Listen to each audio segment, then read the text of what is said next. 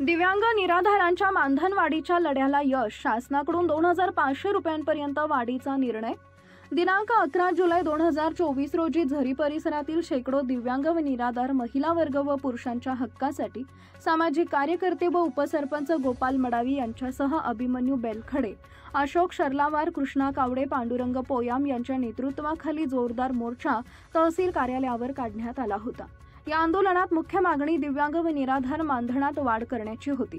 सतत पाठपुरावा आणि शासन दरबारी निवेदन दिल्यानंतर अखेर शासनाने दिव्यांग व निराधारांचं मानधन 1500 रुपयांवरून थेट 2500 रुपयांपर्यंत वाढवण्याचा निर्णय घेतलाय। या निर्णयामुळे राज्यभरातील हजारो लाभार्थ्यांमध्ये समाधान आणि आनंदाची लाट उसळली आहे। अनेकांनी शासनाच्या या निर्णयाचं स्वागत करत अभिनंदन व्यक्त केलंय।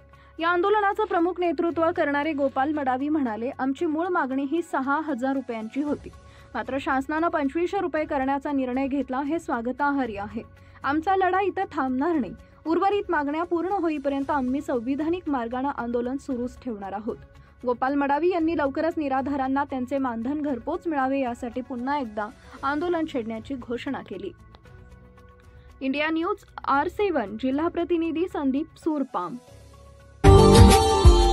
Subscribe now and press the bell icon. Never miss an update.